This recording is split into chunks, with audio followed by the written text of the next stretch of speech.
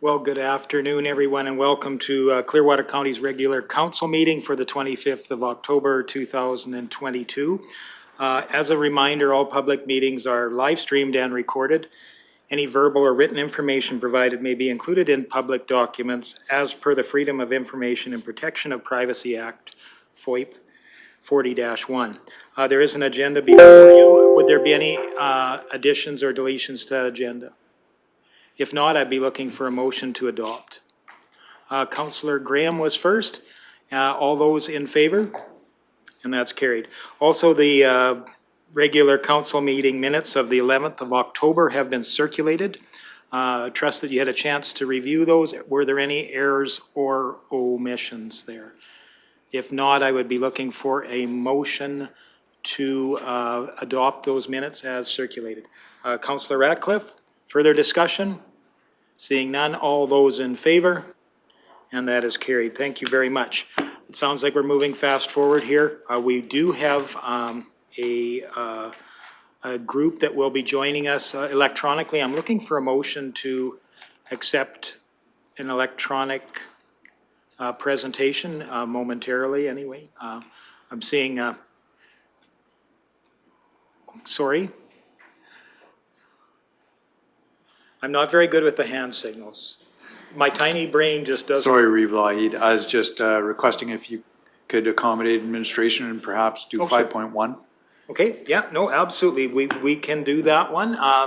So we will move into item 5.1. In your agenda, that are pages 35 to 45. And just bear with me as I...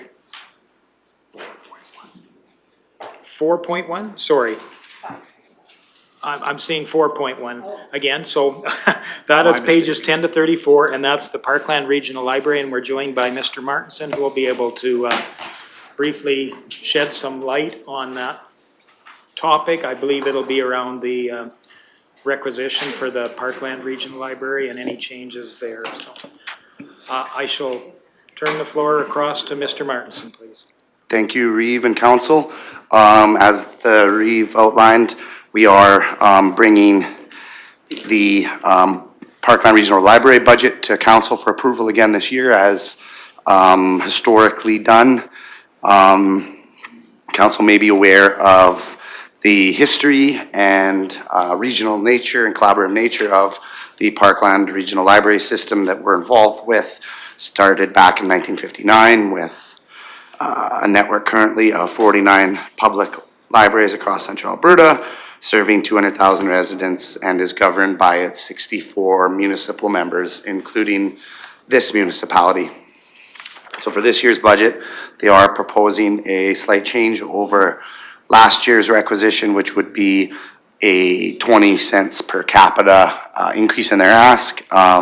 We did some basic analysis of the budget that was submitted to us and the council has, and from our perspective, the majority of the increase in this request is relative to salaries, as well as a new cargo van, a new computer hardware system that should keep them on track for their technology replacement schedule. So from our analysis, that was the sort of big ticket items within the budget increase. It's important to note that they are using a population figure of 12,103 based on the municipal affairs estimated population statistics for Clearwater County as of 2021. I think that is all we had planned to present to council, but we'd certainly be open to questions, but I will turn it back over to the Reeve. Okay, thank you very much. Questions for Mr. Martinson? Deputy Reeve Melhoff, please. Thank you, Reeve. This would cover all the libraries within our municipality. They're all a part of the Parkland Library Network? Correct. Okay. I truly think libraries are not even a question. They should be supportive, especially with the diversity that libraries bring to all the communities. Libraries are not just a library anymore. They've really diversified what they're capable of doing. And considering their requisition has been held for the last 3 years without seeing any increase, I believe that this ask is an appropriate one. And I would be happy to to make the motion that council considers the proposed 2023 Parkland Regional Library budget for approval. Councillor Ratcliffe? Thank you. I don't have a comment on that. Certainly, libraries are very important. I just had a question more about the accounting. In the return on investment, it lists the SuperNet connection as a cost benefit, which is picked up by the province. Would that be a normal accounting practice? It is part of the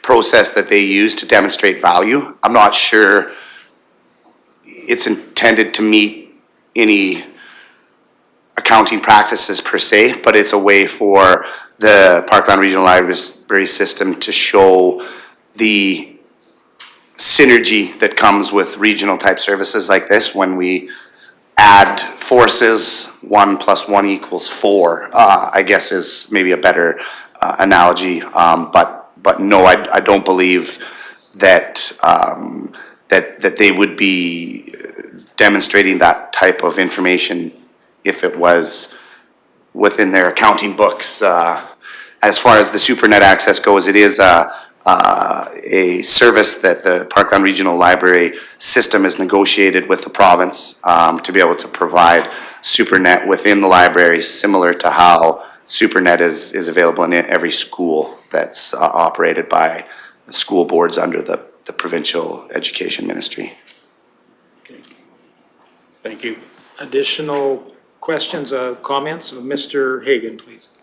Thank you, Vahid, and perhaps I can just support Mr. Martinson in his response. I concur with his viewpoint on it. It's not a question of accounting principles, as this isn't a financial report per se, but it is rather an accounting from the perspective of the benefit that the recipients are receiving, the citizens of Clearwater County are receiving.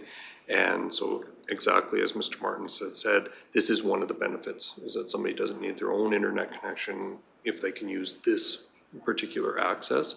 So it's not, I don't believe it's meant to represent an accounting of their costs, but rather a portrayal of the benefits to the citizens.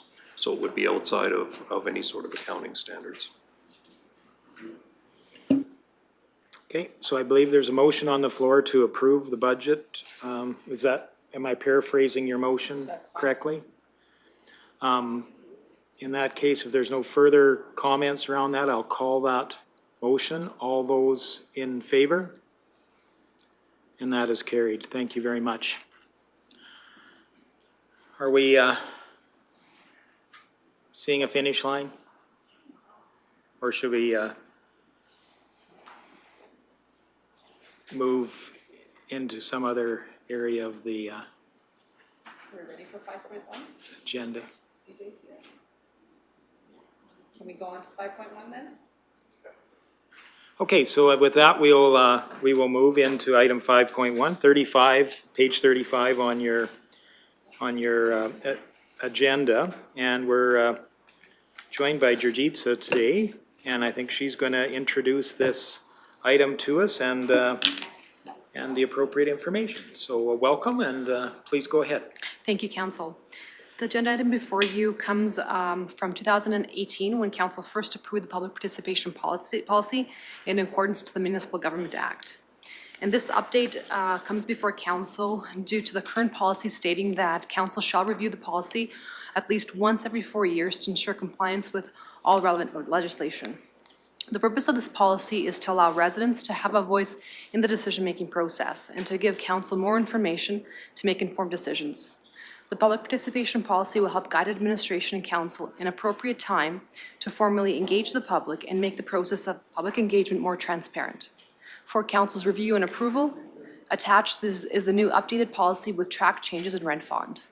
The update also includes a new policy template, improved verb rules, transparency of public communication, and an updated spectrum from International Association of Public Participation. Are there any comments or questions from council? Any questions at all? There's the bold and strike through here are the Councillor Milhoff, please. I like the add of the IAP2. Last year now, I guess, you guys did a presentation to us with regards to that program and how it's set up, and I really like how that is being done, and it's been proven to be very effective with the different engagements that were done in Nordegg in particular with those road namings. So I was very pleased to see that added to the policy. Okay. Additional comments, questions? Clarification? So there is, I believe, a staff recommendation here that the council reviews and amends, appropriate and approves the public participation policy update. Councillor Swanson? Okay, thank you for that motion. Thank you. Looking for additional comments? If not, we will call the question. All those in favor? And that is carried. Hopefully you got enough from council to continue forward. So appreciate you bringing it forward to us. Thank you, council.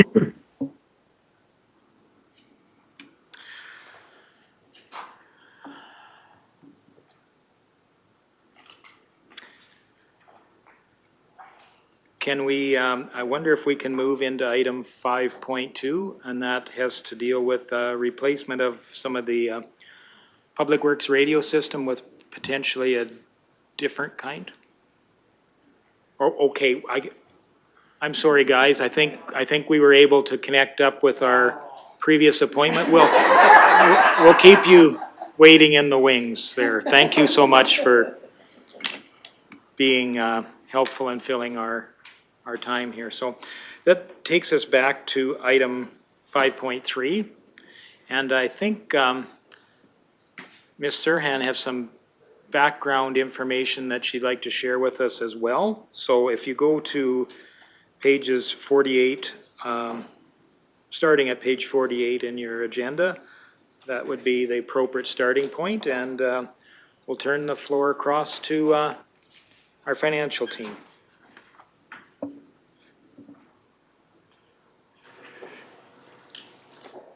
Good afternoon, Council. You're going to see me a couple times today in different years, so stay tuned. It's like I have a time machine. The first item is the financial statements for the year 2021. And typically you would see these in the last meeting in April to meet the May 1st deadline for submission of the statements to the province. However, due to the dissolution of the Regional Waste Authority and the complex accounting entries that needed to be tabulated, it's taken us till now to get those statements ready for you. So I'm just going to walk through a bit of the statements. I just want to make sure Phil can hear. I think Phil Dirks from Metrix Group is attending, and he's going to provide the audit report after I'm finished presenting the statements. I can hear you. Thanks, Phil. Welcome, Phil. Daryl Lougheed, Reeve of Clearwater County here. Thanks for joining us today. We probably will need a motion to have you attend electronically, so I'd look to council for a motion that way. Councillor Ratcliffe, please. Okay, thank you. And all those in favor? And that's carried. And thank you very much for joining us today, and I'll turn the floor back over to our financial team. Thank you. So Clearwater County financial statements indicate a strong fiscal responsibility again in 2021. And the net financial assets for Clearwater County have decreased by just under $5 million. The net tangible capital assets have increased by just under $14 million. Clearwater County does have an ambitious plan for replacing assets with tangible capital assets increasing. This indicates that for 2021, Clearwater County built or purchased more assets than the useful life that it used up in current assets in 2021. This shows strong fiscal responsibility with the 10-year capital plan, including the protection of assets already in place, as well as the addition of new assets required for the municipality as a whole. When I prepared the agenda item, we had draft statements and we made 2 changes to them. So you'll see a couple of the numbers being a little different in the agenda item than in the financial statements. And one of them being the Rocky to Nordegg Trail. We had put them as a tangible capital asset, the bridge that we'd built and some work we'd done on the trail, where actually those assets remain in control of the province, that Clearwater County was just doing the work to get that trail up and running. So that has moved to an operating expense from an asset, and the other one is the amortization for the assets moved to Clearwater County through the solid waste, the regional waste dissolution, and the inclusion of the solid waste program with Clearwater County for its ratepayers and stakeholders.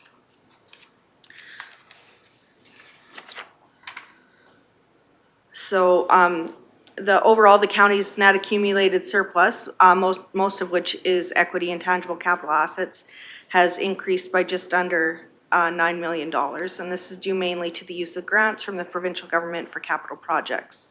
These were used to build or purchase infrastructure in 2021. The balance of this narrative is a collection of the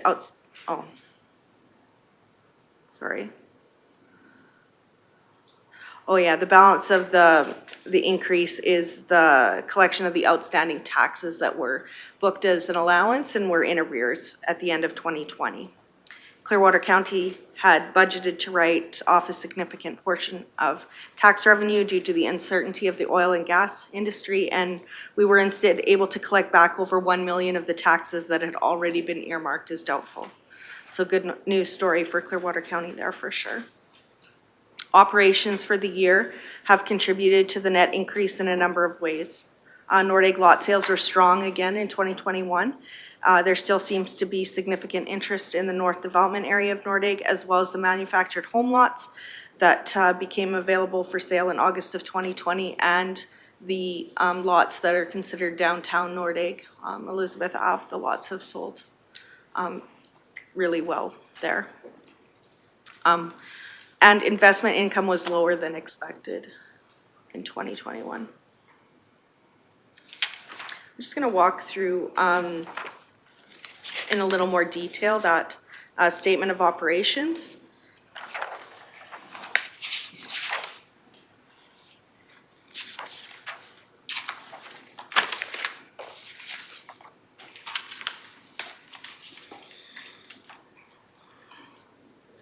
So as we start at the beginning, the net municipal taxes are down slightly from budget. And you see that is typical, mostly due to 305 changes. What we call 305 changes are changes in assessment for oil and gas property in the county. So what happens is assessed values are noted by December 31st. And then those assessed values are used in the tax notices, a combination of the assessment times the mill rate to get the tax levy. And then those notices are sent out. The province also sends out assessment notices to what's noted as industrial properties. That gives the property owner a chance to look and see if they feel that the assessed value is a fair value for that property, and they have a chance to either contact the provincial assessor or for the cases of the assessment properties that are assessed by our assessor, the Clearwater County assessor, they can contact the assessment department here, and there is a process in place for changing that assessment. So more often than not, Once the assessments are set in December, there isn't a lot of change in the value going up, but there is some change in the value of assessment going down, and then you'll see that tax revenue decreasing a little. User fees and sales of goods, there's, again, the lots in Nordegg sold exceptionally well. Some of the user fees that are indicated in that line is the landfill user fees. So that's why that number is significantly higher than past years. Investment income. As you'll see here, the investment income decreased substantially over 2020. There was one long-term investment that moved back to a short-term investment, and there was really no opportunity to get into that long-term investment again that seemed suitable. So a larger amount sat in shorter-term investments, plus with the interest rates decreasing so much in 2021 that those investment incomes just we didn't realize the revenue there in 2021.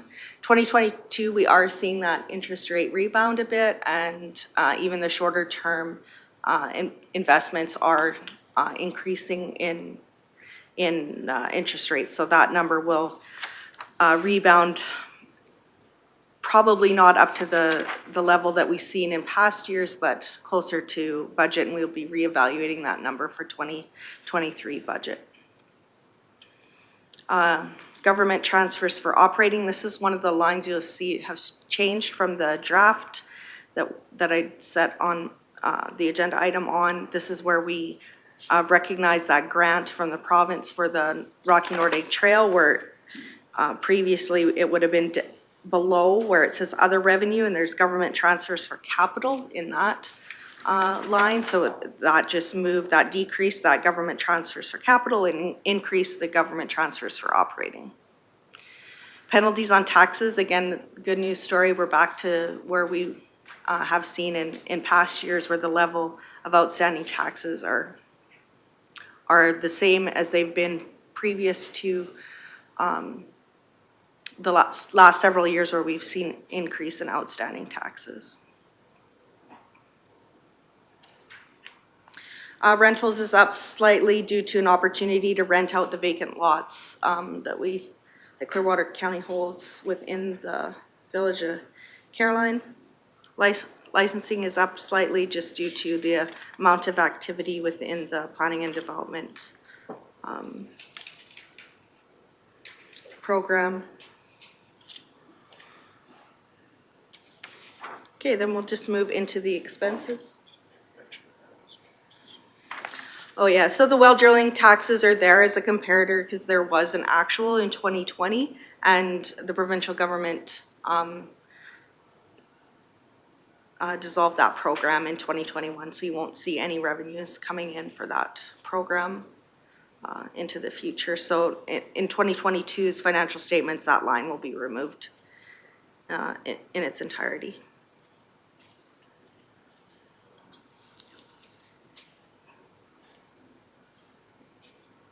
Moving into the expense section of the statement of operations. Administration, again, this is where you see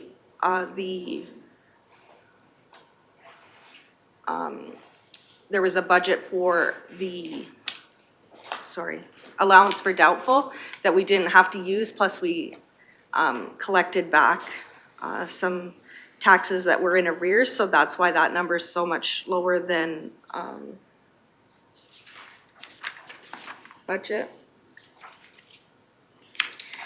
This is where you also would see the broadband operating budget, and there was no operating expenses in 2021 yet. And also this is where you see the budget for the contingency, and typically we move the contingency out when we do a budget adjustment into the various departments, and that didn't happen in 2021. So make just a note for when I'm talking about in the rest of the departments where you see a little bit of a budget overage. Those were made note with council motions, with moving of budget, but in the financial statements, the budget for the contingency stayed within administration and didn't move into the various departments. But like I said, I'll note those as we go through. And fire, ambulance, and protective services is the first one, where you would have seen a budget adjustment for the WUI expenses. There was also an adjustment in the budget for the revenue for that WUI grant. However, the budget remained in contingency and administration.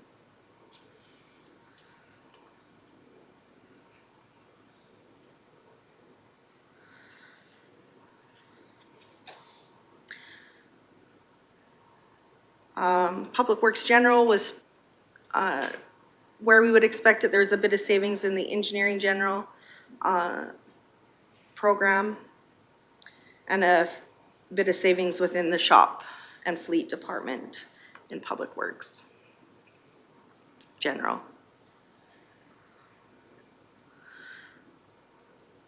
Facilities, there was some contract work that wasn't completed in 2021.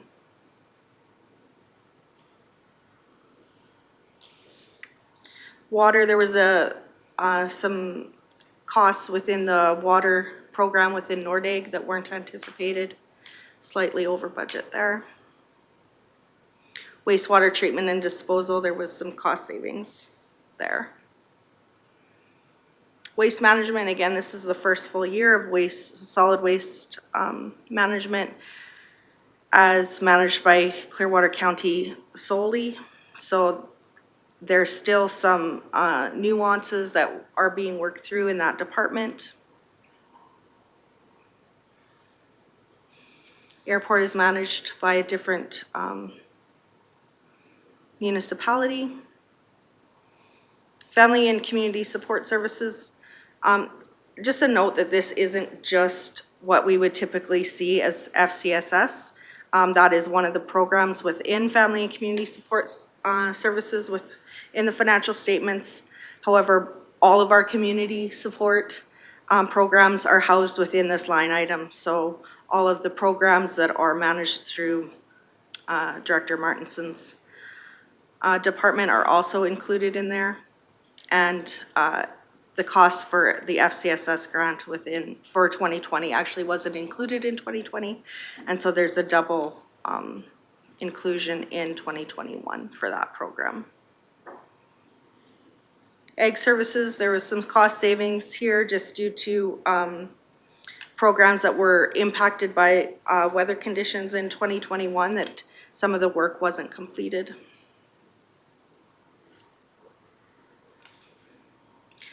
Land use planning, there are some of the programs that saw some cost savings, but there were others that were actually over where we expected them to be, one of them being legal. The other one being the costs of the lots that are sold. This is where you see the cost of that.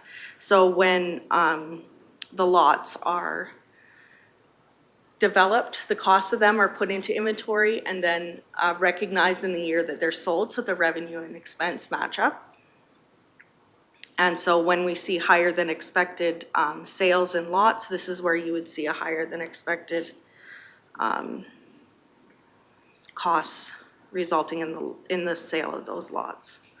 Parks and Recreation, this is where the costs of the Rocky Nordegg Trail are being put into operations here instead of seeing it as a tangible capital asset. And again, amortization above due to the acquisition of the solid waste fleet and equipment. We will be, again, because this is 2021 budget or financial statements, you will likely see an overage in 2022, and then the budget will be adjusted for the 2023 year.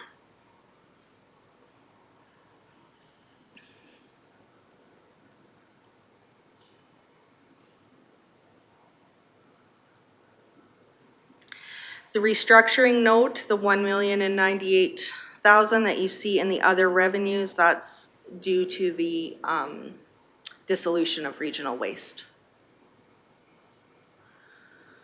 Loss on disposals of tangible capital assets. These are assets that had useful life that were, there's always an amount of a road or a bridge that's left, or typically that's left, a value that's left when it's replaced. And when, of course, we don't sell those assets, they're destroyed and rebuilt. So then you would see a loss on those assets as they're being rebuilt. So then your accumulated surplus at the end of the year is $474,234,728.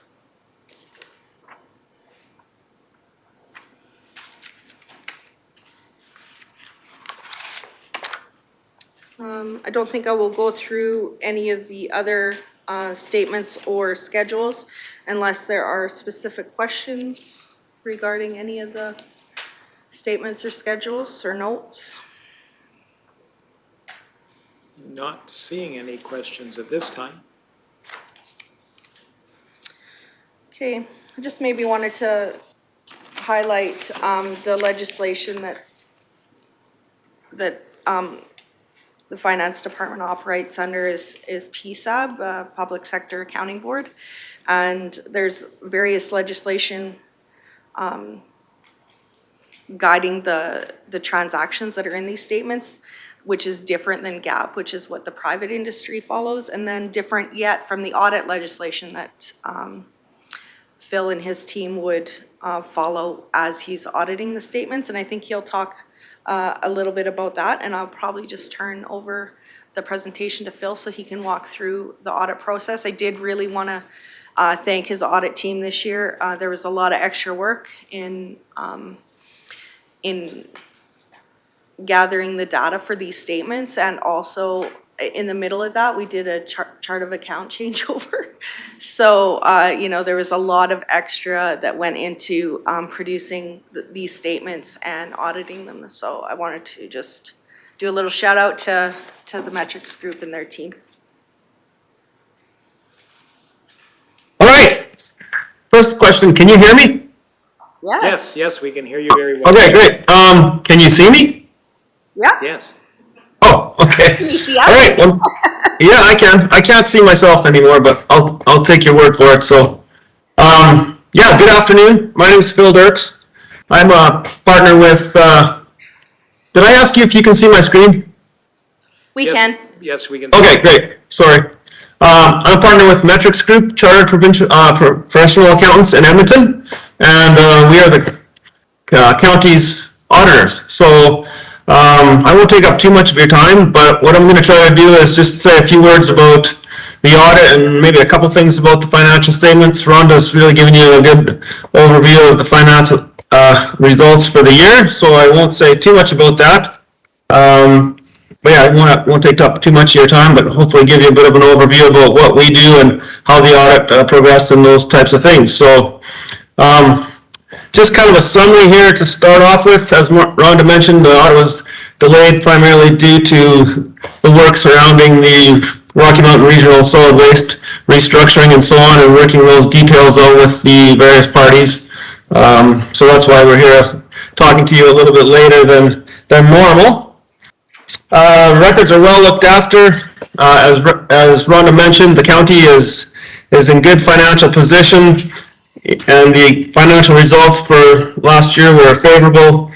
A couple things, you know, just from our standpoint, Rhonda mentioned the net financial assets. The county has $104 million of net financial assets. You can think of that as basically, you know, 3 years of expenses, not including amortization. So you could run the show there for 3 years, basically, with those savings, so to speak. The county is well within its debt limits. Those limits are disclosed in Note 18 to the financial statements. Those are required by Alberta Municipal Affairs, so there's no issues there. Rhonda also mentioned some positive budget variances when you looked at the statement of operations. You know, really a couple of things just to reiterate what Rhonda said. You had a little more revenue due to those excellent results on the lot sales. out in Nordegg, so that's favorable. And then, again, the other main thing I would just, reiterate was the allowance for doubtful accounts, bad debts. We were counting on maybe an adverse result, but that turned out to be really collecting some of the items that were in the allowance, so that's good news. So, all those things combined, and then really keeping expenses constant 1 year to the next really results in some good results. So that's kind of our perspective on the financial statements. Thanks to the county staff. Audit is never really much more fun than maybe going to the dentist. Lots of questions and requests for information and those types of things. So thanks everybody for all their patience in helping us get things done. So just a word about our auditor's report. So you would have that in your your package attached to the financial statements. There is an auditor's report. So really that's what we're about. At the end of the day, even though we do prepare the financial statements for many of our clients, our job is to provide an audit opinion on the financial statements. So we're really, checking up on what management is telling the world about the county's finances, and at the end of the day, providing a report. So that auditor's report is a standard report. We don't make that up. That's more or less set by the CPA Canada when they develop the auditing standards, but it's a standard report, and at the top of that report there's an opinion, and in there it indicates that in our opinion the financial statements are in accordance with Canadian public sector accounting standards. So like Rhonda mentioned, those are the standards that local governments, hospitals, school boards, those types of organizations use in preparing their financial statements. The auditor's report goes on for 2 pages. Don't worry, I won't read the whole thing to you, but a couple of key takeaways there. Again, we had the opinion, management's responsibilities, for the financial statements and internal controls. Our responsibility, again, to provide an opinion. Really, some key things there. We're looking for reasonable assurance the financial statements are not materially misstated. So, not necessarily looking for perfection all the time, but what's reasonable assurance? There'll be a high level of assurance, but nobody would ever tell you for sure that there wouldn't be a mistake, but overall we use our judgment and so on to come to a conclusion that we can provide a clean opinion on the financial statements. So again, clean opinion, standard auditor's report. So, that's as good as it's going to get from the auditors. And if you looked at other municipalities, that report or auditor's report should look very similar to what you'd see at other municipalities. A couple other things here just to talk about kind of areas of focus. So back in probably January, we had sent out an audit plan to council that discussed some of these things and how we would attack the audit just to keep council in the loop. So some of the key things here, receivables is a key thing in any audit. We're really concerned about valuation. Recently, counties especially have had some difficulties with oil companies not paying their taxes, so that was always a thing we were looking for. Now in the last year we're seeing improvements in those areas, and like I said, the county was able to see some improvements in that area as well. Sometimes there's grants and receivables that are dependent on how much you've spent on a certain project, so those are things we look at.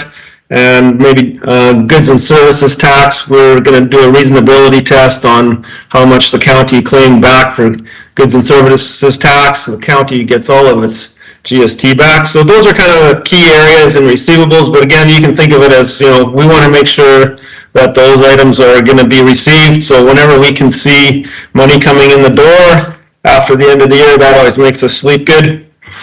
Inventory is always another area where the auditors are going to spend extra time. In the case of the county, we talked about a couple inventory things there. The land out in Nordegg, the lots for sale. So, valuation of those lots can become an issue. I think in the past 5 to 10 years, there's been years when it's been pretty slow. It's definitely picking up now, so that's great. But sometimes that can cause an accounting issue if you're not selling those lots, and so on. So we're glad to see those lots selling. The other thing that causes not really a concern, but gravel, it's hard to count gravel. That's not counting cars, so we rely on County was WSP to do surveys at the gravel piles. Again, it's not perfect, but it's way better than our staff traipsing out there and trying to count gravel piles or measure them. So that's about as good as you can do in that area. So the measurement of those gravel piles is a little subjective as well.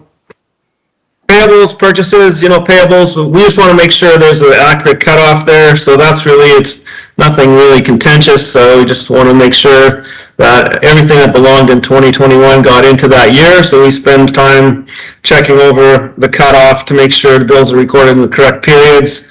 As part of that work, we also send out, or have the county send out letters to your legal counsel requesting whether or not there's any outstanding legal matters that may result in a liability needing to be recorded in the financial statements. So that's really all I'll say about payables.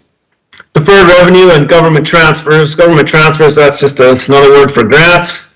So what's the issue there? Really just revenue recognition. The county and various municipalities in the province will receive money for various projects, and those costs will become revenue, or you can record revenue basically at the same time that you're incurring those costs. So that's really the issue there. I mean, I guess not really super complicated, but sometimes we do find some issues in those areas. Tangible capital assets is a big area. You can see the net book value of the county's assets was $365 million at the end of December. Really for us, where do we run into maybe some issues there sometimes with various clients is sometimes a client may think something's an asset when maybe it's not, or vice versa. So that's really what we're concerned about in there. I mean, most of the work that the county's doing a lot of it is road work, so we ask a lot of questions about the nature of various projects and those types of things, in addition to looking at invoices and so on. And then taxes, there's really nothing too complicated about taxes. We can recalculate that number pretty easily, but overall it's just a big number, so we want to make sure that that's right. So these are areas of focus. That doesn't mean we're not spending time in other areas, but these are the areas where we would spend more time. The auditing standards in Canada require the auditors to have an audit plan that looks at the risk of material misstatement in a client's records, and to set up their audit plan to spend more time in those areas where we think that there could be a mistake. Basically, that's what we're doing. So we're driven by these Canadian auditing standards. It's an onerous set of rules that all auditors in Canada have to follow. So that's a little bit of what we do. I'd be happy to talk more about any of those areas if you want. That's kind of where we are looking at things at a pretty high level. You also would have in your package, I believe, an audit findings report. So audit findings report, again, is a requirement of Canadian auditing standards, in which we report back to council about various matters stemming from the audit. So I'll just kind of go through a couple things here. Some of the more important parts in that audit findings report. So at the top of the page there, you see we didn't find any significant control deficiencies. So in case you're wondering, that's the good news. Then we go on to talk about, we're supposed to comment on whether or not there's any unusual accounting policies, those types of things, and where the county makes estimates. Why do the people that make the auditing standards care about estimates? There's generally going to be some subjectivity in an estimate, so there can be bias. Really, there's no reason why, or very little reason why, the county would have any bias in making estimates. But anyways, that's the thoughts behind that. So anyway, long story short, we don't feel that there was any unusual accounting policies. The county has fairly similar accounting policies to many of our other municipal clients. Nothing untoward there. Where were their estimates? Like I mentioned, the allowance for doubtful accounts, that was $570,000. So these are areas where the county feels like there may be some uncertainty around various receivables, primarily some of those tax receivables from oil companies and so on. That doesn't mean that they've given up trying to collect them. It's just that we don't want to overstate revenue, and we don't want to overstate receivables. So those are there just in case. Landfill closure, post-closure, that has to do with eventual closure of the landfill. So there's a $6.3 million liability for that. Amortization of capital assets, again, estimates based on useful life of various assets, 21 million. And then gravel inventory, again, like I said, a little bit of estimating there, $4.2 million of gravel inventory. So those are the areas where there was some estimates, and those are very common for, you know, other municipal counties and so on that we have as clients. No material incorrect misstatements. So you might be wondering, well, you did an audit, there shouldn't be any misstatements. Invariably, there's going to be some misstatements in an audit. If we didn't want any misstatements, we may be continuing to wait to complete the audit. Generally, the misstatements, you know, in our experience with municipal clients, result from something getting recorded in the wrong year. It's usually a timing issue. So there was a little bit of that this year, but nothing in that was near being where we thought that we had to go back and restate last year. So again, that's nothing to be concerned about. That's going to happen pretty much with any audit, especially larger organizations. You know, just as an example, when I was a student 30 years ago last night, the Blue Jays won their first World Series, by the way, and I thought 30 years ago, I was 26. So I was pretty young back then. Anyways, back then when we were auditing, I was working for a firm that audited Cameco, and you know, they would have $7-8 million errors that were not being adjusted. So, you know, it's all relative to the size of the organization. Other than that, significant difficulties, again, the delay primarily due to wrapping up the waste authority.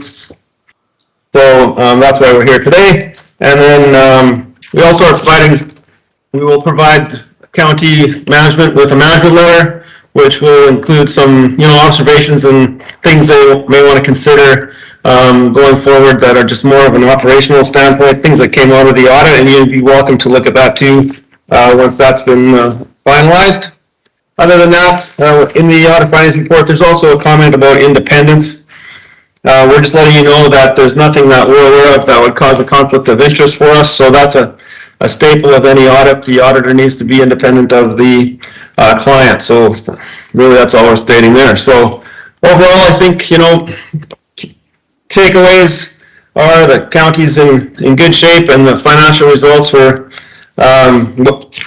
very well done for 2021. So overall, I think it's good news today, and I'll just stop there and see if anybody has any questions. All right, questions from council?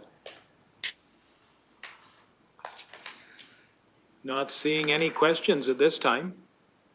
Oh, sorry, Councillor Melhoff. Sorry, thank you. Where to start? That was a lot of information, thank you. And it's great to hear that our staff are right on track, which is fabulous. It may be a question more for staff than yourself, so I don't know if you'd prefer us to ask questions to staff or to you directly. But for example, the Red Deer Catholic Regional Division, School Division is not being requisitioned for 2021, but in 2020 it was. So I was just curious, we still do have a Catholic school. I'm just not sure why we don't requisition for it then. Okay, Ms. Sirhan? In 2021 for sure. I'm sorry? For sure there was a requisition in 2021. Oh, Is okay. it just not in the note? Is that what you're looking for? No, it's not in Schedule 2. Just so there's a blank there. So I just was curious if there was a. That's a very good point. We will look into that. Okay, thank you. Can I ask a follow-up? Sure. Okay. In the Schedule 4 with emergency and protective services, transfers to individual organizations. In 2021, there were transfers to individuals or organizations, and in 2020, there weren't. I'm not sure what transfers to individual organizations and protective services that would even be. The police funding? Oh, okay, perfect, thank you. Does anybody else have any other questions? Just me? Not seeing that. You think you're holding your own there. Just, okay, just me. The other ones I can ask you on the side, because I think they're just directly administration Yeah, related. no Thank problem. you.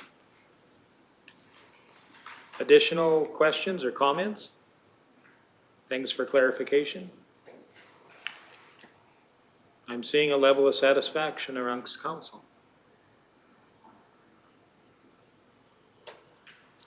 So at that case, I know there is a staff recommendation as for this item, and it's to, I believe that council approves Clearwater County's 2021 audited financial statements as presented. One final question from Councillor Melhoff.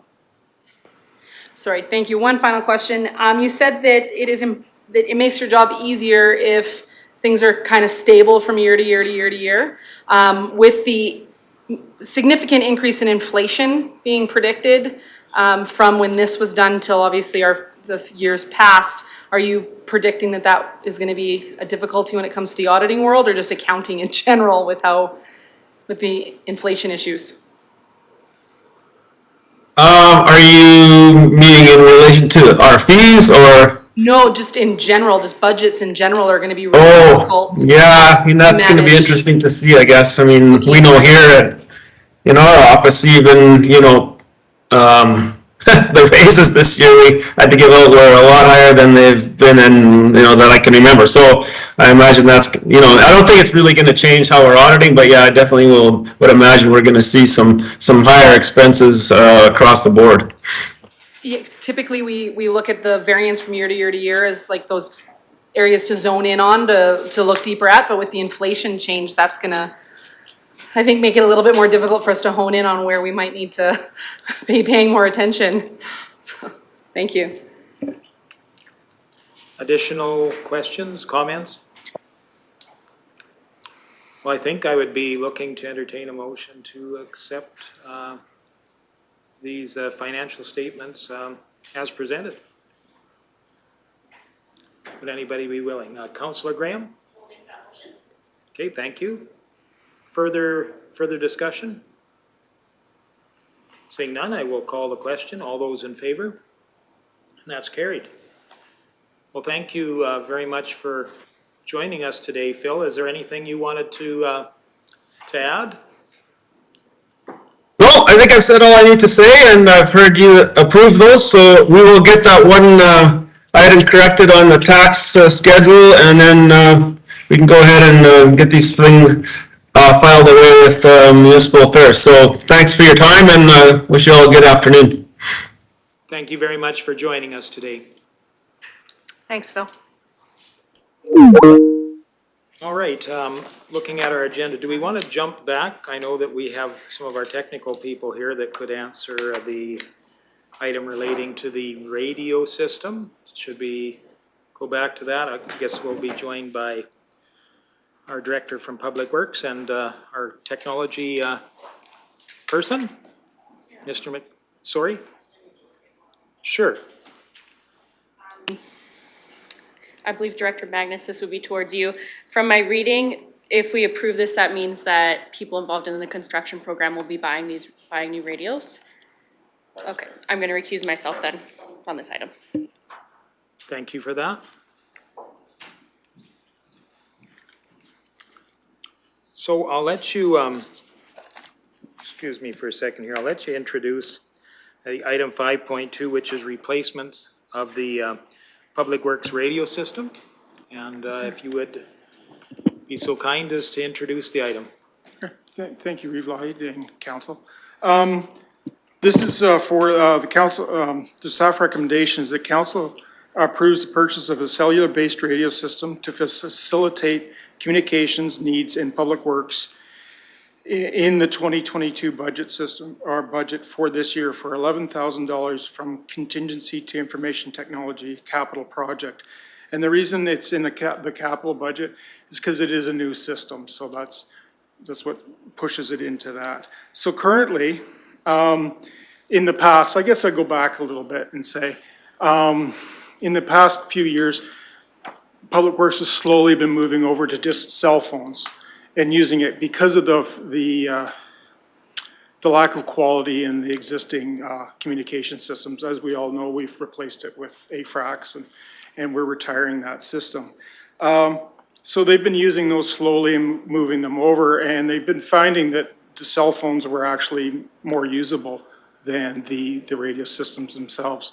So so what we've done is gone ahead and we were talking with Public Works and both back and forth, and what we decided to do was sort of go out and do a quick review and see what's going on. So we found some shortcomings in just the typical cell phone systems. You know, the guys can't pull over, they have to pull over to answer the phones. There was no group talking and stuff like that. So we went out and started looking at different sort of avenues of what could be usable and replace the phones. First off, we thought, okay, well, honestly, we'll go and look at the AFRAC system because that's what we've done. It's very cost prohibitive, to say the least. Good system, everything like that. The radios themselves are anywhere from $800 to $8,000.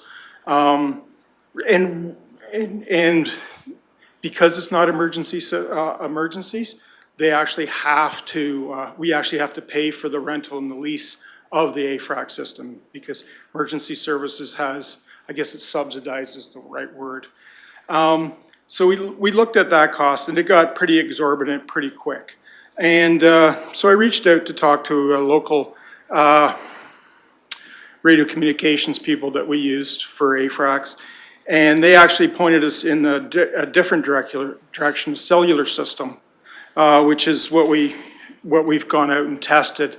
Basically, they're handheld radios. They look like your typical handheld radios, and they fit in the truck too. It looks identical to an old radio, but it's all based on cellular.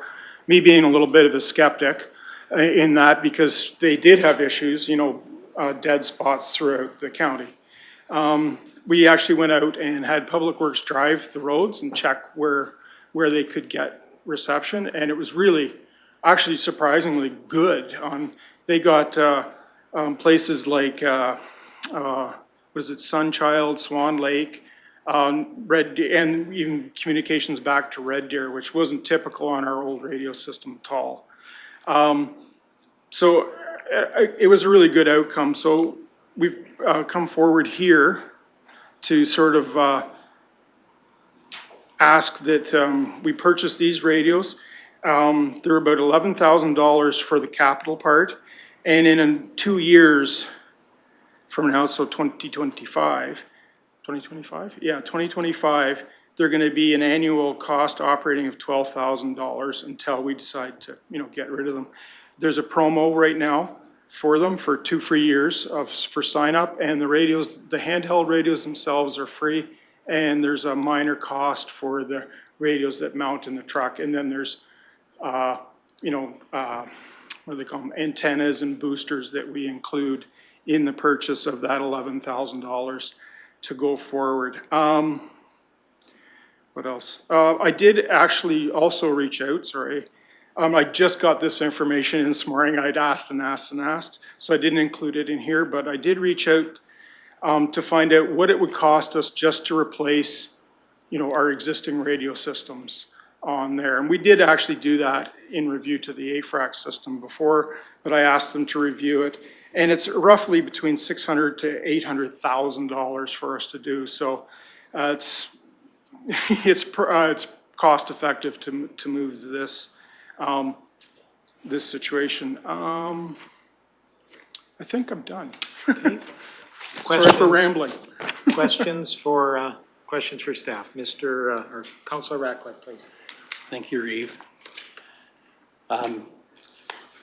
In a life cycle, how do the costs compare? You know, you said we'd need several $100,000 to upgrade our current system. But then after that, the operating cost would be fairly low. Like in a 8-year or whatever life cycle, how would the cost? For a digital radio system, is that what you, clarification? For the digital radio system or AFRACs or the cellular one? You said that to upgrade our current system? Yeah. Our current VHF system? Oh, it's about six Yes. to 800,000, and there'll be ongoing maintenance, obviously, for the towers and call outs if the tower failed. And for that too. So, So there yeah. would be an addition to costs over years, and probably it would last, well, it could last 5 to 8 years, and that would be just a guess. The technology might change in the meantime.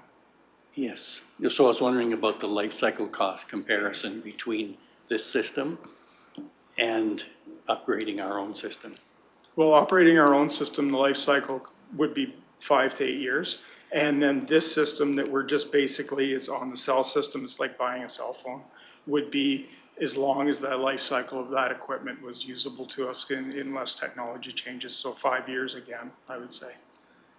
Yes. Okay, so, I try to use 5 years as a life cycle for typical technology as a commonality. And I'll go to the Deputy Reeve. Thank you, Reeve. Very similar question.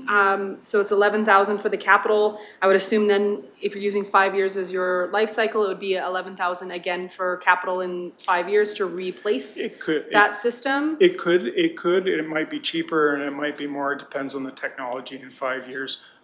The assumption is that it'd probably be the same because they would want to keep the life cycle on that. Okay, and then 2020, as of 2025, the 12,000 for operating costs, and that would be, like, it says annually, we don't anticipate that all of a sudden becoming $50,000 No. annually to No. maintain that system. No. Can I ask a follow-up? Please. All of our units, particularly snowplows, are guessed, correct? Yes. So we can use that as a safety features as well, back to the operating team. Yes, absolutely. Something that I thought was really interesting that Calgary has started doing, particularly with their snowplows and their street sweepers, they actually have added their locations to the app so that people actually don't have to phone into either the office or their elected officials and be like, when's my snowplow coming?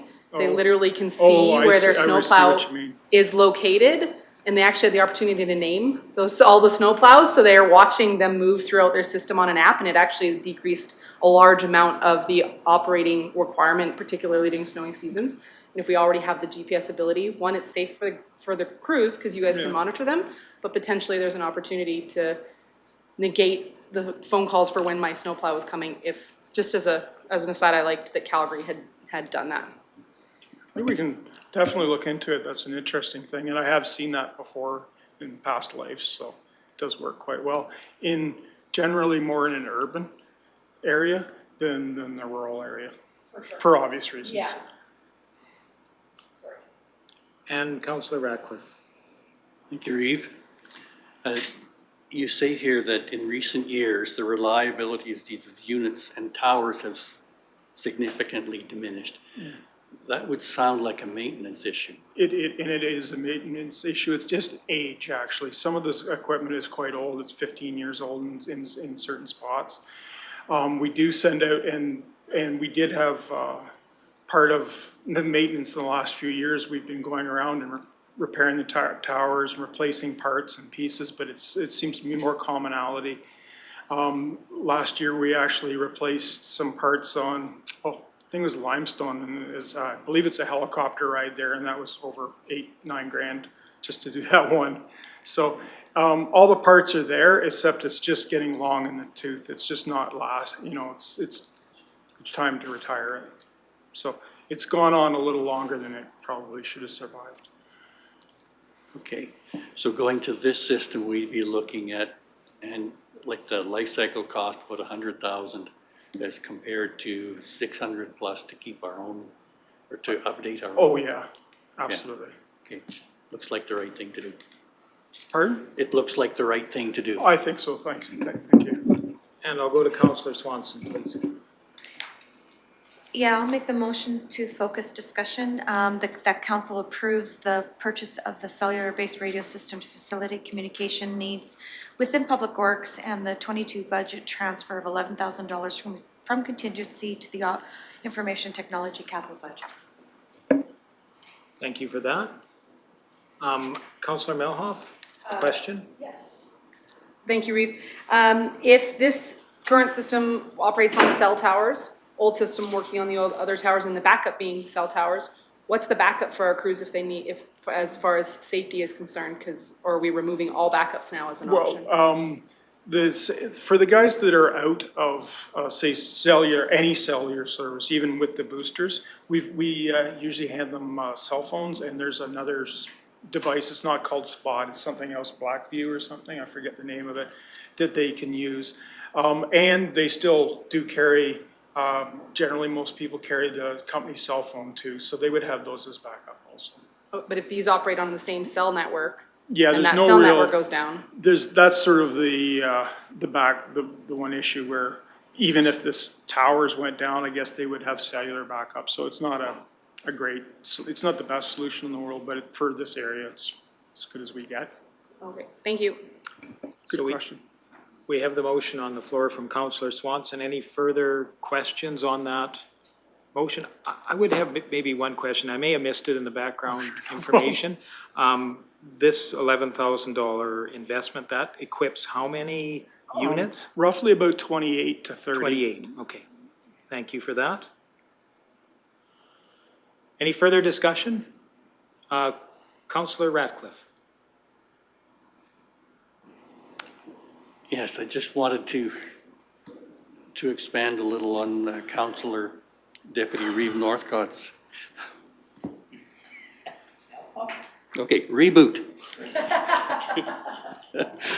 Expanding on Deputy Reeve Melhoff's comment, that does put us on all our eggs in one basket.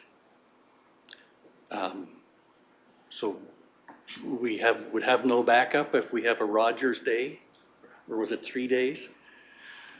Where the system went down, or Well, the network is hacked. I believe most of the LTE towers in the country are Huawei, which is being posed as a security concern. And I think Mr. Emmons has something to add. Thank you, Lloyd. Perhaps Councillor Ratcliffe, this will assist. Truly, this is what we're utilizing and bringing forward, and as the primary, and the cells would be the backup. Today, we've had county radios for years that are inefficient and ineffective, so they are not any type of communication system available to us other than cell phones. And what we're seeing is inefficiency in service. Because people are using cell phones, it's private calls, and nobody knows what the left hand's doing anymore. For example, for snow plowing, when we see Greater Beat 1 an hour away from completed and Greater Beat 2 is 4 hours, they're having communication, but nobody knows what Greater Beat 3 is doing, and they might be 6 hours away and need more help. So the communication's become very siloed. The proposal before council is to increase communication and create that efficiency back, where it creates the ability where the truck drivers can have that open communication and everybody on the crew knows what the right hand and left hand are doing to bring that efficiency back into the system. Okay.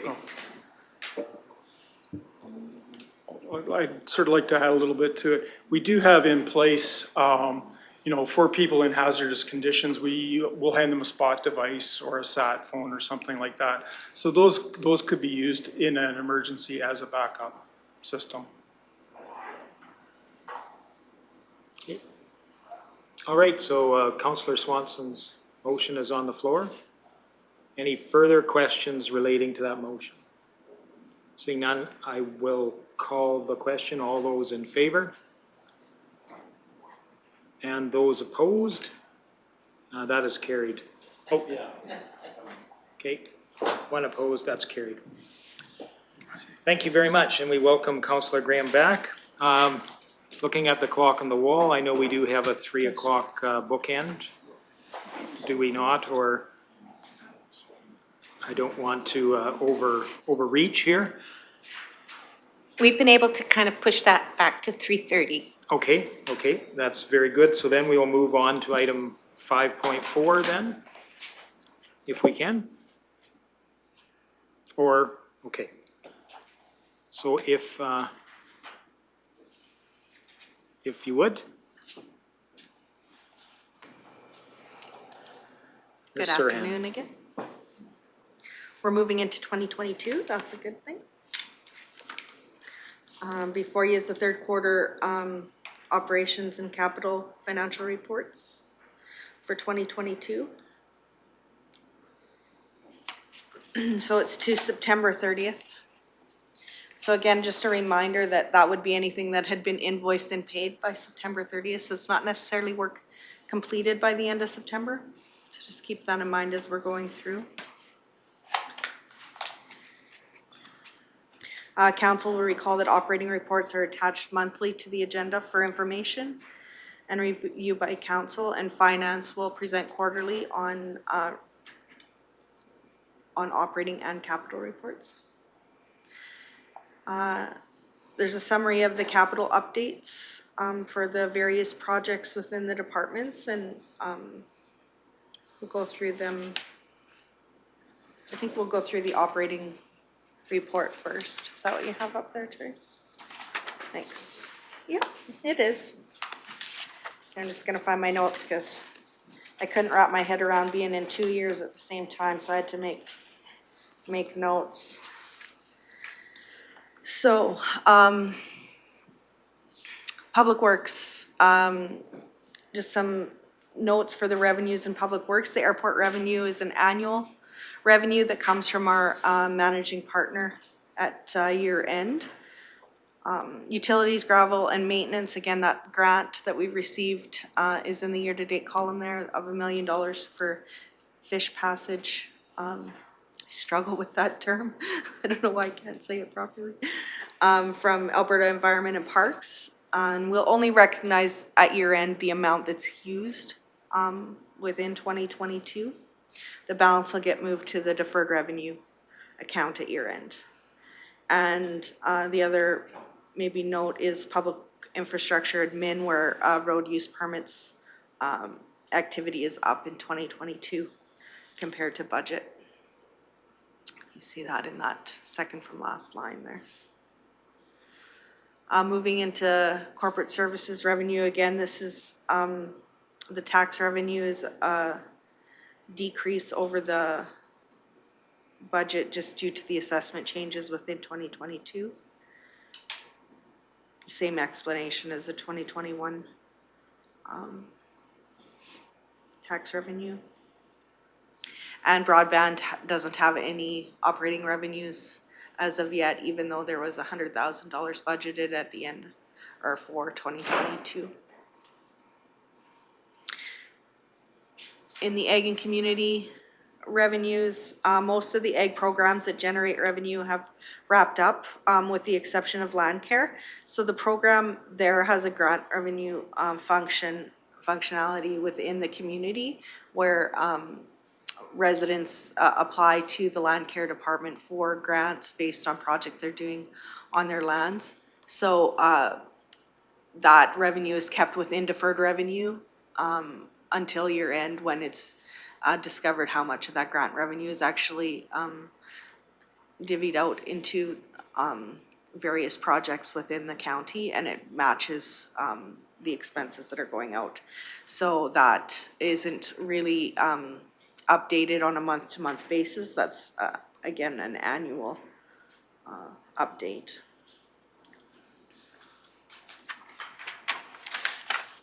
Planning and development, lot sales, again, exceptional in 2022. And no revenue within the heritage line within planning and development. Then moving on to emergent ledge. I think there may be a question from Oh, sorry. Deputy Go ahead. Reeve Melha. Sorry, I just didn't want us to have to flip No, pages without absolutely. me asking. The one big one that was jumping out to me was utilities, gravel, and maintenance is up 672% for that revenue. Not that I'm complaining, like, go team, but I'm curious, what is, Yeah, that's that fish passage that's the fish grant. passage one? Sorry, I Yeah. thought that was on the other one, in the other public works line item, so I apologize. No, this is the revenue part of it, so Yeah. the whole grant has been recognized there. And then once we get to the end of the year and find out how much of that we've actually spent, that's how will be recognized. The rest will be moved to deferred revenue. Okay, sorry. Yeah, no. Thank you. It's all good. Emergent legislative services. There's a grant for the intern that's in that legislative services line. Fire services, there's a WUI grant that's been recognized in its entirety in that line item. Some fire response and some deployment revenue, so they're just a bit above. The budget would also include the payments from our partners for their portion of the cost. So that's actually, that 647 is above where we thought that line item would be. And again, it's just due mostly to that WUI grant that's been recognized in its entirety. And then the peace officer revenues are fines, our portion of the fines that gets transferred to us from the province. Any other questions on the revenue before I move to expenses? Yep. Deputy Reeve Northcott. Sorry, Councillor Northcott, please. I was just wondering on the topic of fines, was there any fines that were, was there any revenue for anybody that was in violation of the transfer site cards to the waste transfer sites? Not that I'm aware of. I can look into that and let you know, but as far as I know, no. I can answer that. Mr. Magnus, please. Currently, Councillor Northcott, as written in the bylaw, we have nothing in the bylaw associated with the issuance of fines. We made note of that as you had brought that up earlier, and we will be bringing that bylaw forward in 2023, early 2023, with that particular clause in there as well. So right now, as I said again, the bylaw as currently written does not have anything in there associated with fines, with the issuance of fines. Thank you very much, Mr. Magnus.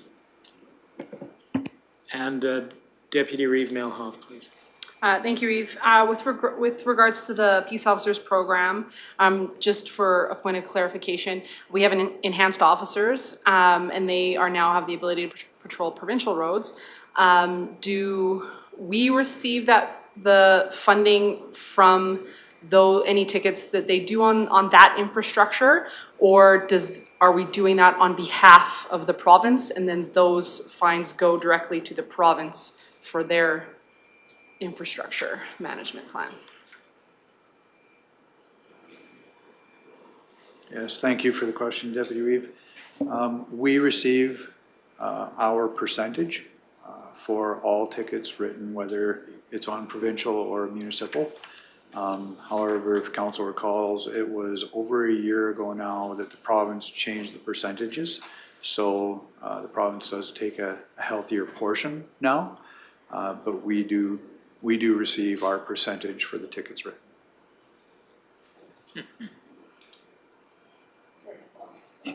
Please. So even if we're on our own road infrastructure, the percentage is the same between provincial road infrastructure and municipal road infrastructure for ticket allowance? That, I believe, goes 100% us. Okay. When they're working on our roadways, when they're on single, double, or triple digit, singles exempt, then it falls into the percentage. Okay, thank you. And Councillor Servac, your light? No. No? Okay. Ms. Serhan? Continuing? Yes, go ahead, please. Continuing or to expenses? Sure. Okay, moving on to expenses, you'll see that council administration line is over. They're over in a couple of areas, memberships and registrations and legal. But then under in each of the divisions. Office of the CAO, all where we would expect them to be.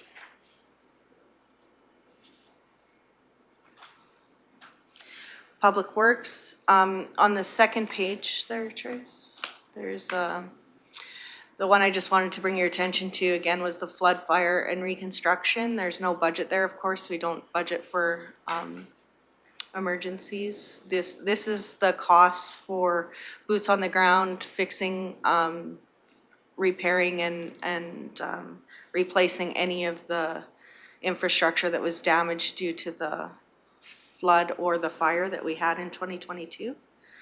The administration portion of administering those the emergency coordination you'll find in the Emergent Ledge department. So I just wanted to point that out. Everywhere else is where we would expect it to be for 2022 in Public Works. Councillor Melhoff, a question? Yes, please. So the flood and fire reconstruction, along with the admin that was expenses realized, that's the information that we send back for any disaster recovery remittance if we qualify and are successful? Correct. Thank you. Yeah.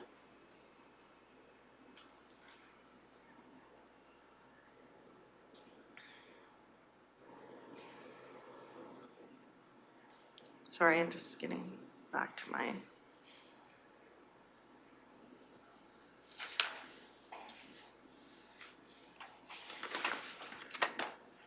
Don't have any notes on corporate services, so I just want to make sure that I didn't just skip over them.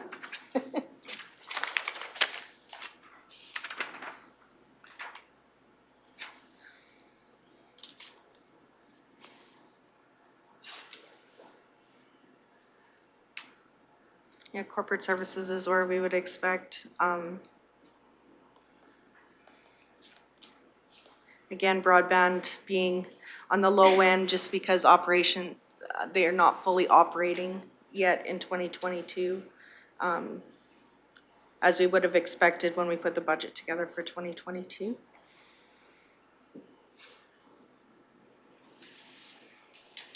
Ag and community, egg production and egg general has some salary allocation that needs to be looked at. Again, just touching on the chart of account changeover that we did in at the tail end of 2021, and so 2022 is the first year that we've had this total new chart, and I actually would have expected more of these types of anomalies where maybe a job was pathed to the wrong account because all the account numbers are new, but this just happens to be one of them where the director and I are gonna sit down and make sure all the jobs are going to the right place and the salaries are being allocated to the right place. But in this case, ag production's under in salaries and over in ag general. So we're just gonna have a look at that and make sure the budget's allocated in the right place and that the actuals are going to the right program. If we take community and rec out, ag is sitting at 64%, which overall is about where we think they should be, considering that it would be work invoiced and paid to the end of September 2022. Community and rec are not monthly or bi-weekly cycles. Most of them are annual. So community services would be those programs where where Clearwater County supports them with an annual payment to the community halls or their rec boards. And so we expect them to be a little above a three-quarter average, and where rec is a managing partner, so we expect them to be under because we're not contributing to most of those programs until December or January for the annual portion of those programs. Again, moving to planning, lot sales, cost of lots will be calculated at the end of the year. So you see that they're lower than the three-quarters of their expenses. And again, we had budgeted for a higher amount in the cost of lots, just seeing the last several years where the lots had sold aggressively. So you'll see that number being calculated at the end of the year. And heritage just being below because of the lack of programming within that department. Moving on to Emergent Ledge. It's the next page there, Trace.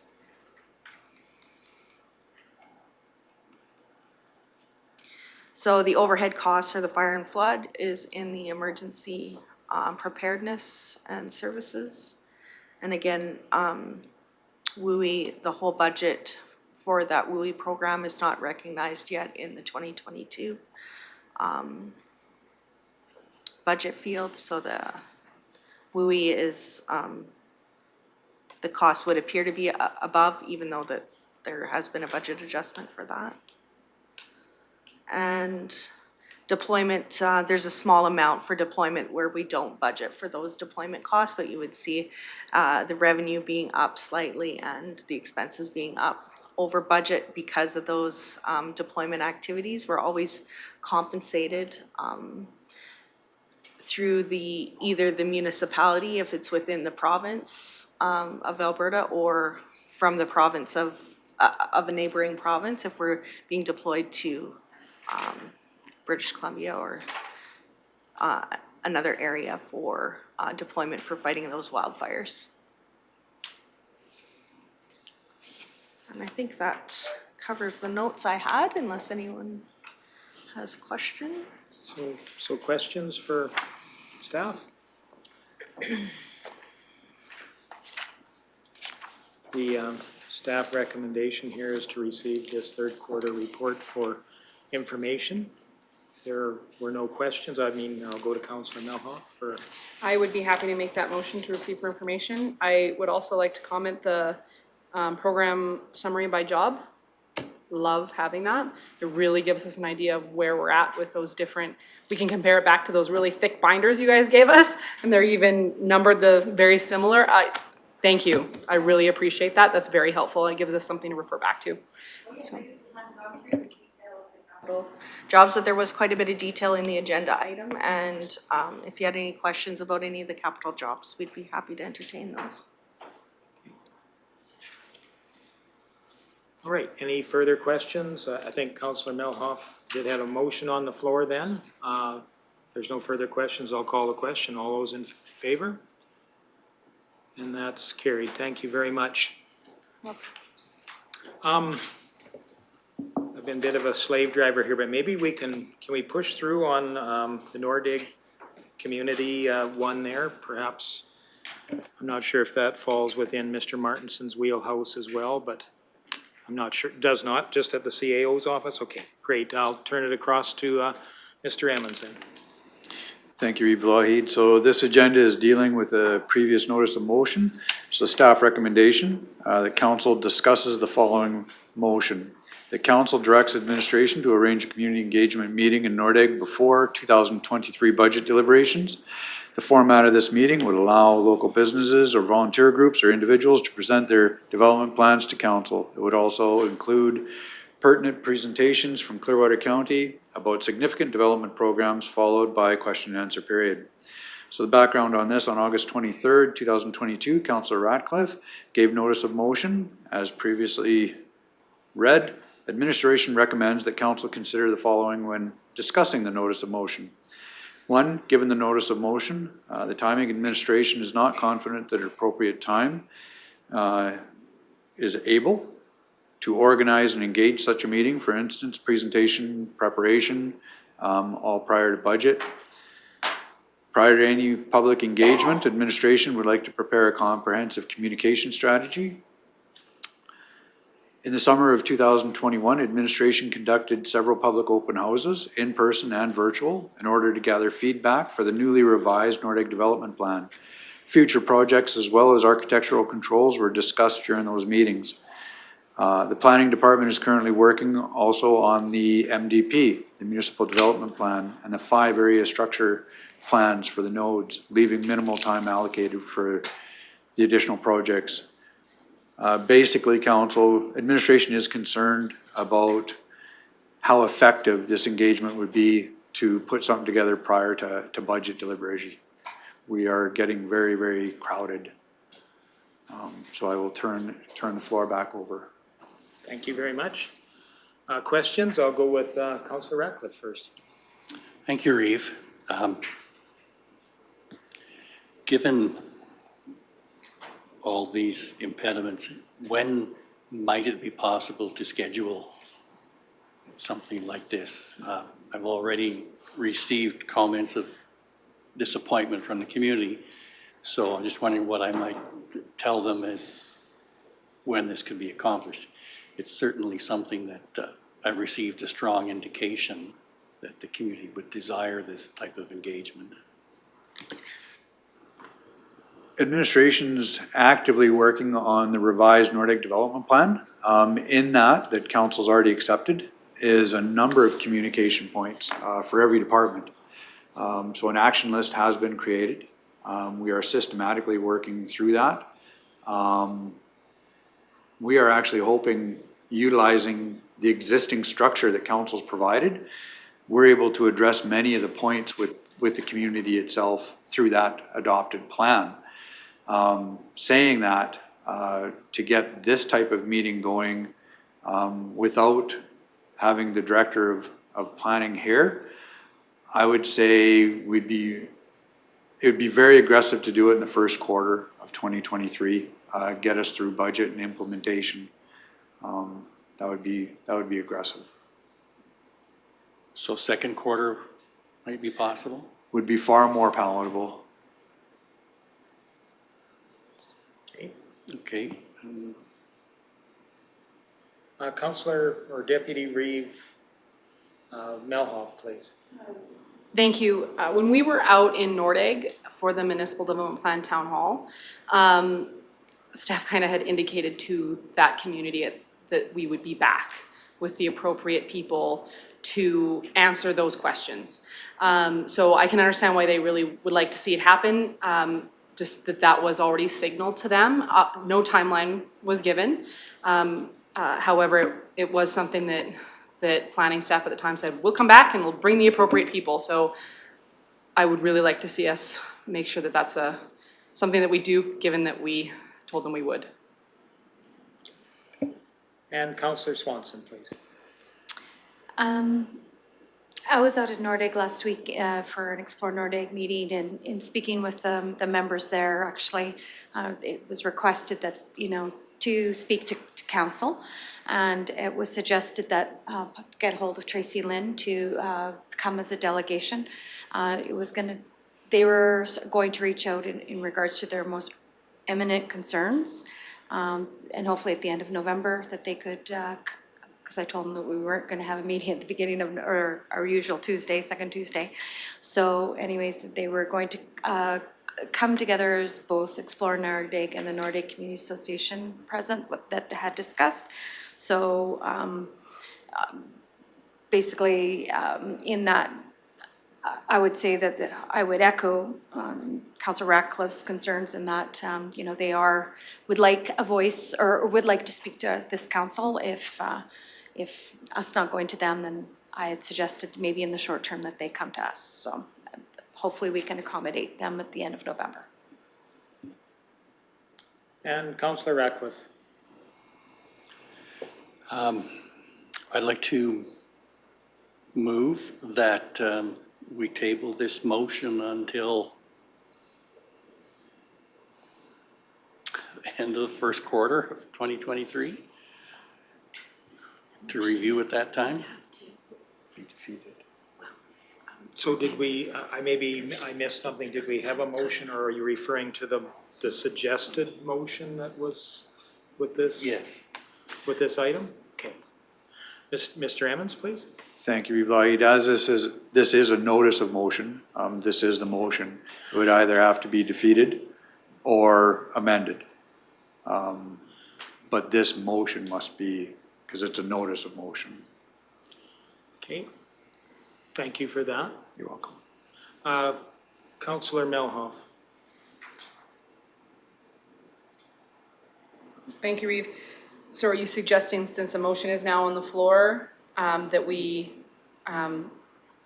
offer a friendly amendment to the motion that's on here, changing the timeline, but not the essence of this motion? Would that be appropriate?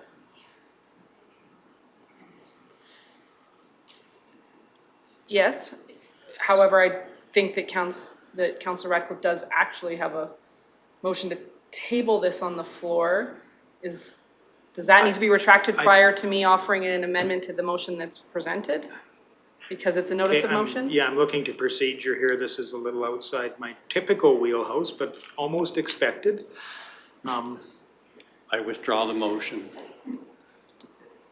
Motion to table? Yes. Okay, thank you Withdraw for the that. motion to table. Okay. Okay, so then we would be looking to amend this motion. I don't know if this motion actually speaks to a timeline. This one does. Before 2023 Yes. budget deliberations. Yes. So unless we're gonna delay the budget deliberations, we would need to delay this or revise this motion to reflect the timelines that we have. Yes. With this being a notice of, this is currently Councillor Radcliffe's motion, yes, because it was one that he brought forward. And I would like to offer a friendly amendment to change the before 2023 budget deliberations to coming forward in first quarter for a second quarter meeting. Would that be considered a friendly amendment to Councillor Radcliffe? Very amenable. Would that be appropriate? Yes. We have to vote on my amendment? You or- may amend the motion and,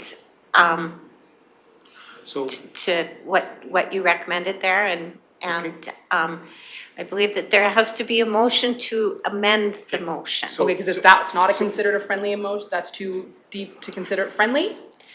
Well, without getting into much technical details, it's been said that there's no such thing as a friendly amendment. It's either amended or it's not. Okay, so I request that be an amendment Request and that we'll vote on amendment. my amendment. so then we will have a discussion on the amendment. Any further discussion on the amendment? If not, I will call the question on the amendment to the motion. All those in favor? That is carried. Now we will go back to the motion on the floor as amended. Any further discussion on that amended motion? Seeing none, I call the question. All those in favor? And that is carried. Thank you very much. I think that puts us in queue for a break. No? Okay. No time? No time. Okay. I heard the crack of the whip there somewhere, so. Moving us down the line then, I guess we would look at CAO's report. In the essence, I'm Reeves Law 8. If council had any questions with the report attached, I would defer to council. Any questions for the CAO report? That's been circulated, very concise and clear, I hope. If not, I'd be looking for a motion to accept the CAO's report for information. Councillor Swanson, any further discussion? Seeing none, all those in favor? And that's carried. Capital project status update. That's been circulated as well. Any questions for our staff on that? Looks like we've been very busy, are very busy. Quite an ambitious public works schedule this year. Any questions? Councillor Melhoff. My only question was when we're looking at comparing the project job summaries with these capital project status reports, it looks like the pavement end of it isn't necessarily on here yet, and are we still predicting that we have a weather window to actually accomplish making that happen, particularly in Nordegg, or have we lost that weather window? I believe, Okay. Deputy Reeve, I don't think it's achievable. Okay, thank you. You're welcome. Any additional questions on the capital projects update? Sorry, Councillor Ratcliffe. Thank you, Reeve. This is really about a project that isn't on the update. There've been several discussions around a trail between the historic park across our road allowance to the Twin Lakes, Crimlins Lakes Trail. And we haven't had an update on that for some time.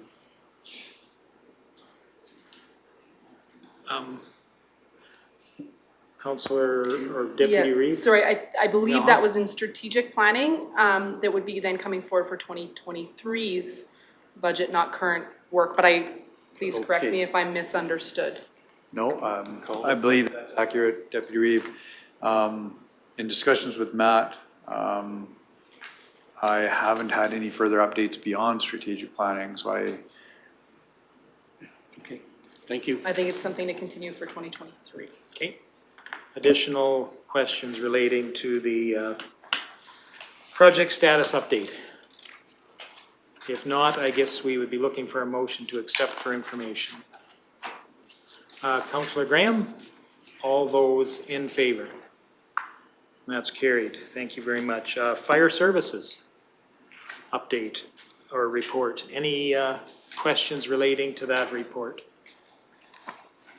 Seeing none, I would look for a motion to accept for information. Councillor Graham again. All those in favor? And that's carried. Thank you very much. Brings us to Councillor Reports. I'll go to Division 2 this time first. Thank you, Reeve Lougheed. I will make mine short and sweet. After our last council meeting, I attended the grand opening for the Leslieville Fire Station. I thought it was very well attended. It was really great to see our hero firefighters out there and the passion from a couple of our councillors surrounding the fire service. I learned many things, and I have the utmost respect for emergency personnel because I certainly do not have the ability to do that, and I think that they're wonderful. I attended, it's not really council related, but community related. I attended the David Thompson High School grad turkey supper last week, I believe it was, and it was very well attended. They had over 600 people show up. I've never seen the parking lot that full. There were people just pulled off of Highway 11 parking in the ditch. It was really incredible, and the grad class did a wonderful job. And my final thing to report is an Ag Service Board meeting that we had on Friday. We went over budget and we added some new weeds to the eradicable weed list. Sorry, words. I don't remember what they are. Councillor Melhoff may remember, but Dane's Dam. Yeah, wormwood. Wormwood. And baby's breath. Baby's breath. So keep an eye out for those and kill them if you see them. That is my report. Thank you very much. Any questions for Councillor Graham? Well, thank you, and I'll go to Councillor Northcott. Thank you very much, Reeve. No, I attended a Caroline Egg Society meeting. All the members there's lots of ambition there to create new event ideas and advertising ideas. So there was a lot of passion amongst the board members there. I also attended a Community Futures last Wednesday. It's called an Alberta Women's Economic Recovery Program. They offer loans to women who own 50.1% of a business, with 25% of the loans that would be forgivable. So another neat little fact was on the RRF loans, that was the Regional Relief and Recovery Loans distributed by Community Futures. There's only about 2.5% of those loans that have been repaid back, and by 25% of those loans would be forgivable if the payment is received by December 31st, 2022. So timing is getting short. So if people, only 2.5% of the people that reached out and received those loans have repaid them. So the timeline to be able to get those paid back and take advantage of the 25% loan forgiveness is, that's all I have for, and I have a new chair here. I can see that TV better over here. It's much more clear. Yeah, it is. It is. So hello over there, everybody. Yeah, you can. The view is different from here. So, yeah. Any questions for Councillor Northcott? Well, again, thank you, and I'll go to Deputy Reeve Melhoff, please. Awesome. Thank you. I did get a chance to email mine out too, so I will be quick here. We did the ICC, the county ICC, and we continue to do our best to work collaboratively with our neighbors. It's for the betterment of the whole community that we continue to try to do so. I attended AG as well and MPC in that time frame. I love seeing the development within our community and doing our best to try to say yes within the means of the MDP and the LUB and try to work with those people to find solutions to any of their development needs. North Saskatchewan Rec Board was yesterday. I won't spoil it before they get the chance to be told that they were successful, but I truly have enjoyed the opportunity to work with the rec boards, and it gives us the ability to have a direct impact to those communities and those community groups that are working so diligently, and we have the ability to help them. So otherwise, like I said, short and sweet. Super. Questions for Councillor Melhoff? Well, again, thank you, and I'll move to Councillor Ratcliffe, please. I also attended the North Saskatchewan Recreation Board yesterday. It's good to see more requests for projects coming from the community. I think that initiative is really starting to pay off. That would be just the second year, so I think that's working out well. About a month ago, I did my turn out front as a county coffee with a councillor, and I didn't have the coffee. I only had 2 people drop in. Their big concerns were what's happening with broadband and, of course, with the MDP. And I still ended up staying somewhat later.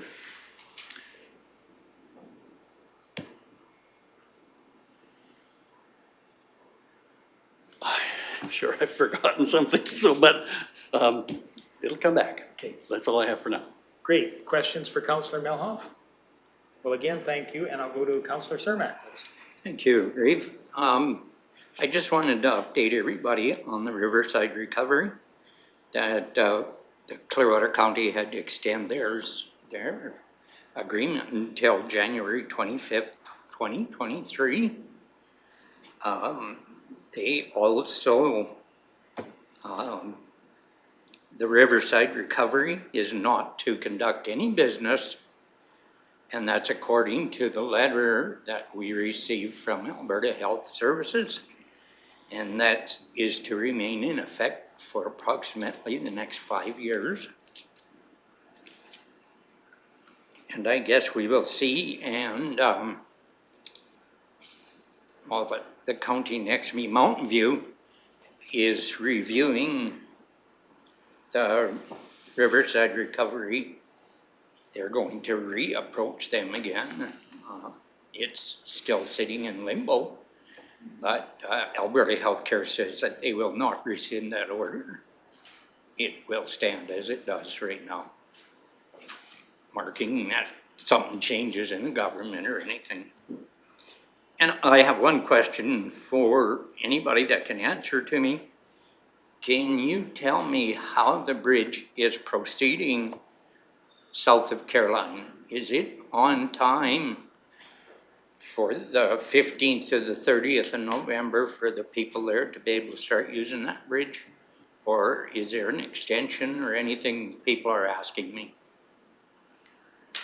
Mr. Emmons would probably be best fit to answer. Thank you, Vlad. So the contract is based on the fish addict passage, so the class of stream, and that is a Class A. Yep. So there cannot be an extension by Clearwater County. It has to come from a higher government. Given the classification of that river, the odds are extremely low. So we are working with the contractor on the supply issues. Of course, again, beyond our authority, but we're doing everything we can. They're literally stopped without the girders. So we are working with them to see that through. Thank you. You're welcome. Questions for Councillor Cermak? Well, again, thank you, and I'll go to Councillor Swanson. I emailed my report to you guys last night, so not to repeat, what was that, FCSS.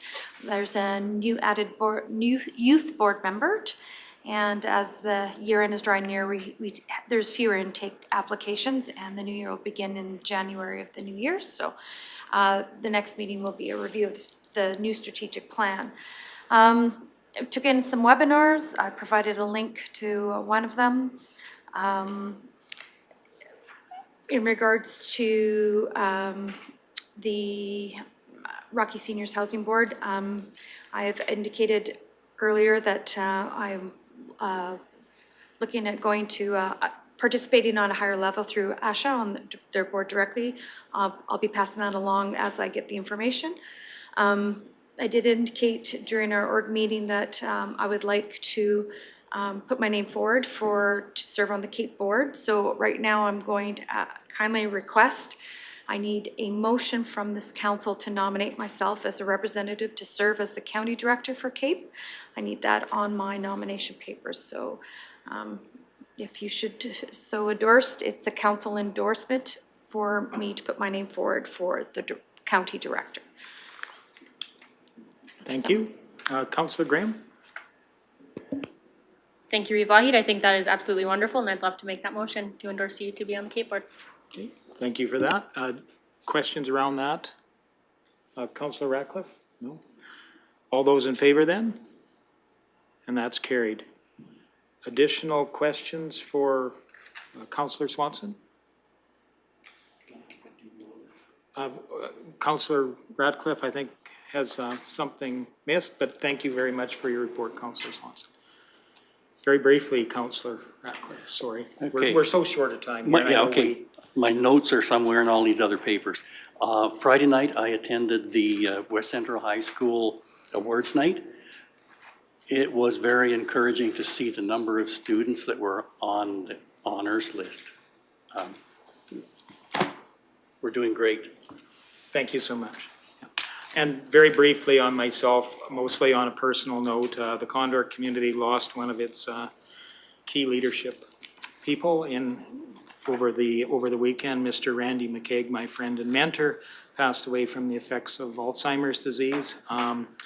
His energies and his leadership will be greatly missed, but live on in the legacies of the fire hall, the community hall, the recreation facilities, as well as other community projects. So great loss to our community, but strong individual. So so what I'm looking for then is a motion to accept councillors' reports for information.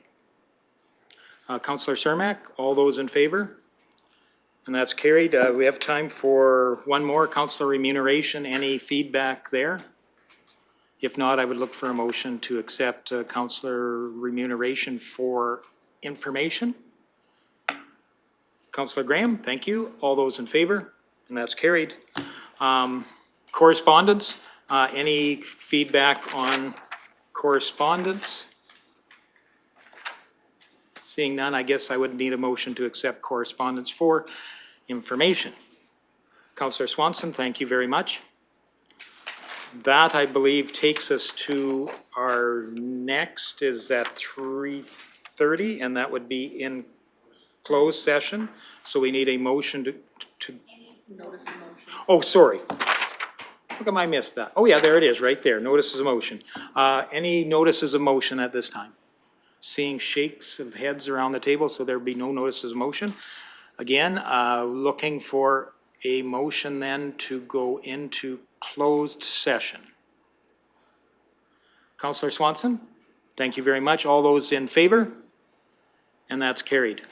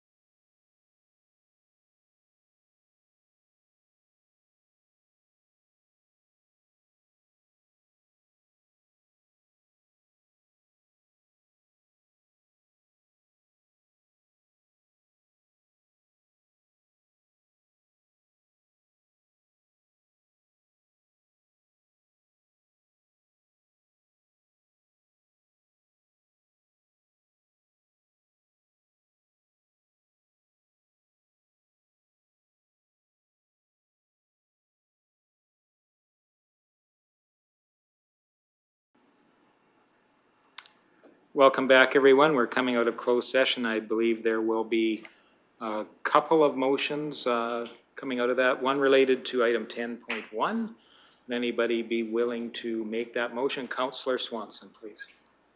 In relation to 10.1, I make a motion that council proceed as discussed in closed session. Thank you. Further discussion? Seeing none, I will call the question. All those in favor?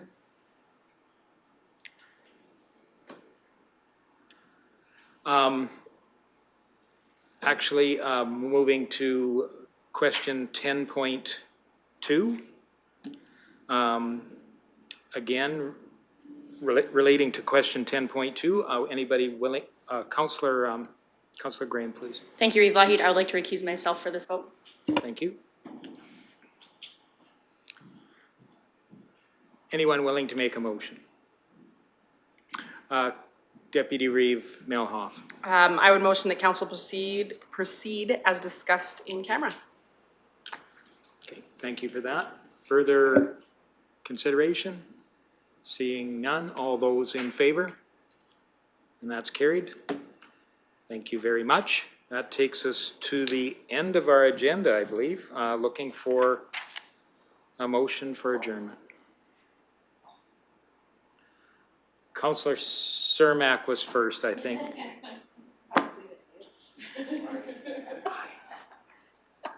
All those in favor? And that's carried. Thank you very much. Another marathon session here in Clearwater County, but thank you for joining us.